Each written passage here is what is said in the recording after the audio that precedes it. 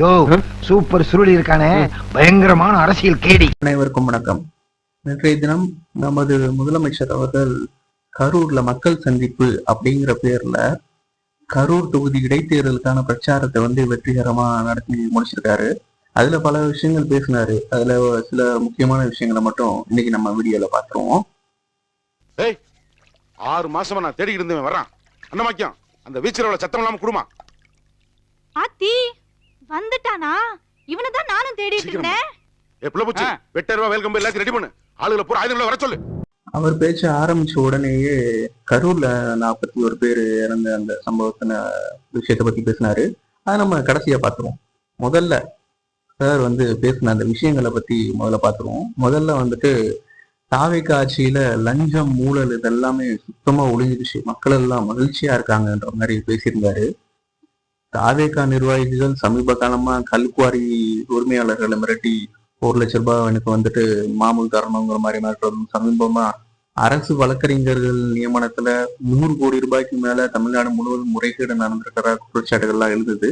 இதெல்லாம் நம்ம சிஎம் சாருக்கு தெரியுமா இல்ல தெரியாதா? அதற்கு பிறகு இன்னொரு முக்கியமான ஒரு பொய்யான விஷயத்த ஒன்று சொல்லியிருந்தார். பார்ட்டி ஃபண்ட் அப்படிங்கிற வார்த்தை எடுத்தாலே சட்டமன்றத்துல எதிர்கட்சியினர்லாம் ஓடிடுறாங்களாம், ஓடுன்னு ஓடிடுறாங்களாம். இனிமே இருக்கிற எல்லா டோரையும் க்ளோஸ் பண்ணி வச்சுட்டுதான் சட்டமன்றத்தையும் நடத்தணுமா அப்படிங்கிற மாதிரி பேசியிருந்தாரு. பார்ட்டி ஃபண்ட் அப்படின்னு சொன்னோடனே எதிர்கட்சியில இருக்க அமளியில ஈடுபட்டாங்க. அதுக்கு அடுத்த ஆதரவு எதிர்த்து பேசினாரு. பார்ட்டி ஃபண்டுன்னு தான் சொல்லணும், எந்த பார்ட்டின்னு சொல்லல அப்படின்னு சொல்லி பேசினாரு. அதுக்கு எதிர்கட்சி தலைவர் சொன்னாரு, தைரியம் இருந்தா அந்த பார்ட்டியோட பேரை சொல்லுங்க அப்படின்னு சொன்னாரு. அன்னைக்கு முதலமைச்சர் சட்டமன்றத்துல தான் இருந்தாருன்னு நினைக்கிறேன். பார்ட்டி ஃபண்ட்னு சொன்னவனை எடுத்தாங்க பாருங்க ஒரு ஓட்டம். பார்ட்டி ஃபண்ட் கட்சி நிதி. மாண்புமிகு முதல்வர்கள் பதில் அளிக்க பிறகு அவர் சொன்ன வார்த்தை பார்ட்டி ஃபண்ட் சொன்னார், எந்த பார்ட்டின்னு சொல்ல. அவர் பார்ட்டி ஃபண்ட் அப்படின்னு சொல்லியிருக்கிறாரு. ஒரு அமைச்சர் அந்த பார்ட்டி ஃபண்ட் எந்த பார்ட்டின்னு கூட சொல்ல தைரியம் தான் சொல்லுங்க. இன்னொரு விஷயம் பாத்தீங்கன்னா, அந்த பேச்சு முழுக்கவே அவங்களோட ரசிகர்களையும் விஜயோட தொண்டர்களையும் ஆதரவுகளையும் குஷிப்படுத்துற விதமா தான் இருந்தது அவருடைய பேச்சு. ஒரு முதலமைச்சருக்கான கண்ணியத்தோட ஒரு மரியாதை கொடுக்குற பேச்சாவே அது தெரியல. அதாவது இவங்களுக்கு ஒரு டேஷ் இல்லைங்கிறது, இந்த தீய சக்தி திமுகவை கொத்து புரோட்டா போடுங்க அப்படின்றது, இதெல்லாம் என்ன மாதிரி வார்த்தைகள்? இது முதலமைச்சரை எப்படி பேசணும் அப்படிங்கிறது தயவு செய்து உங்களுக்கு தெரியல அப்படின்னாலும் உங்களுக்கு பக்கத்துல இருக்க IAS IPS ஆபீசர் கிட்ட கேட்டாவது தெரிஞ்சுக்கோங்க சிஎம் சார். வெக்கமா இல்ல. அதுக்கப்புறம் பாத்தீங்கன்னா திமுக நம்மள வாஷிங் மிஷின் சொல்றாங்க. திமுக தான் இந்த ஊழல் இதெல்லாம் இன்ட்ரோடியூஸ் பண்ண ஒரு வெண்டிங் மிஷின். அதெல்லாம் பண்ணிட்டு இருக்கிற வெண்டிங் மிஷினே திமுக தான் அப்படிங்கிற மாதிரி சொல்லியிருந்தாரு. அதெல்லாம் சொன்னீங்க. அந்த வாஷிங் மிஷின் அப்படிங்கிறதுக்கு என்ன அர்த்தம், என்ன பொருள் அப்படிங்கறத சொல்லியிருக்கலாமே. இது வரைக்கும் ஊழல் பண்ண எல்லாரையும் சேர்த்து வச்சுக்கிட்டு என் சமீப காலமா சேர்ந்த 2 விஜயபாஸ்கர்கள், MR விஜயபாஸ்கர், C விஜயபாஸ்கர், அவங்க 2 பேர் மேலேயுமே அவ்வளவு ஊழல் கேஸ் எல்லாம் இருக்கு இன்னும் பெண்டிங்ல.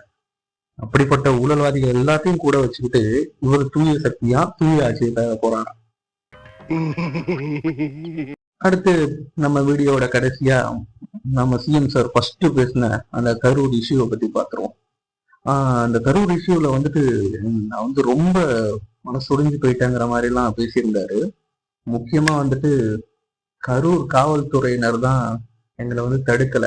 அதாவது அரியலூர்ல நாங்க பேசி முடிச்சுட்டு பெரம்பலூர் போகும்போது அங்க கூட்டம் அதிகமா இருக்கு, நேரம் ஆயிடுச்சு, அதனால போலீசார் தடுத்தாங்க, அதனால நாங்க போக முடியல. காவல்துறையினரோட அந்த வார்த்தைக்கு மரியாதை கொடுத்து நாங்க அங்க போகலன்ற மாதிரி பேசியிருந்தாரு. உண்மை அது இல்ல. இவங்க அரியலூர்ல 7 மணிக்கு மேலதான் வந்திருக்காரு. அங்க பேசி முடிச்சுட்டு அங்க கிளம்புறதுக்கே மணி 8:30க்கு மேல ஆயிடுச்சு. திரும்பி அங்கேருந்து பெரம்பலூருக்கு போனா மணி 10க்கு மேல ஆயிடும். நேரம் போதாம காரணம் மட்டும்தான் அன்னைக்கு பெரம்பலூருக்கு போல, இல்லைன்னா அன்னைக்கு அதுக்கும் போயிருப்பாரு. இன்னொன்னு, கரூர்ல காவல்துறையினர் இவங்களை தடுத்திருக்காங்க.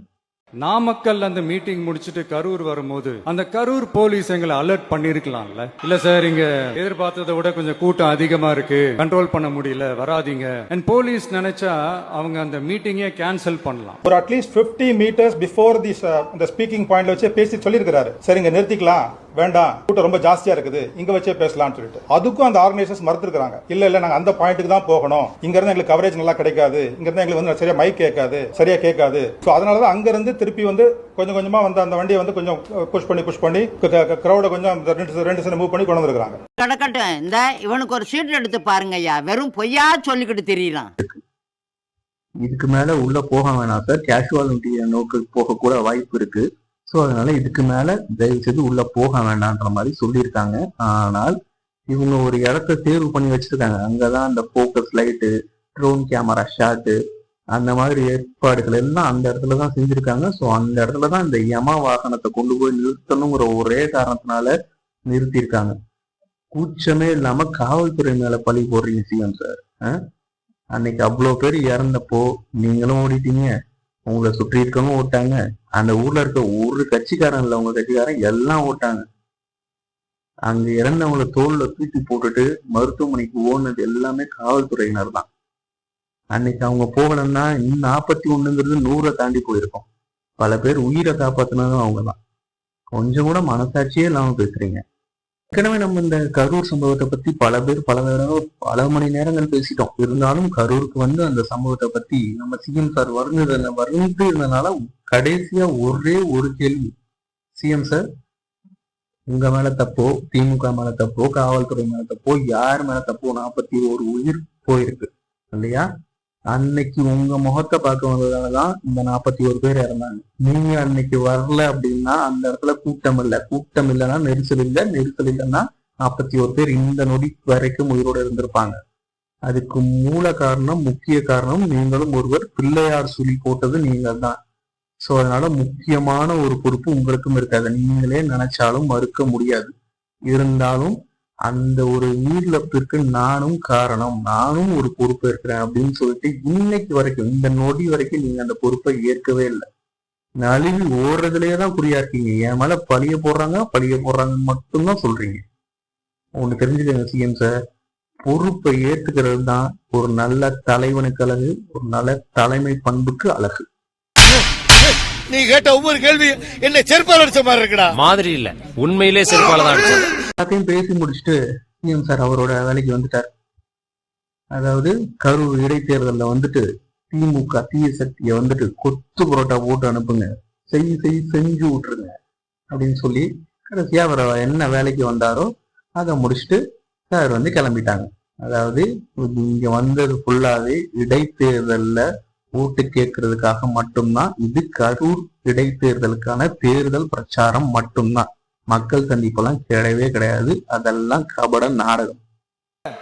அதனால வரப்போற இடைத்தேர்தல மக்களே, இந்த தீய சக்தி திமுகவை நல்லா வெச்சு வெளுத்து விடுங்க.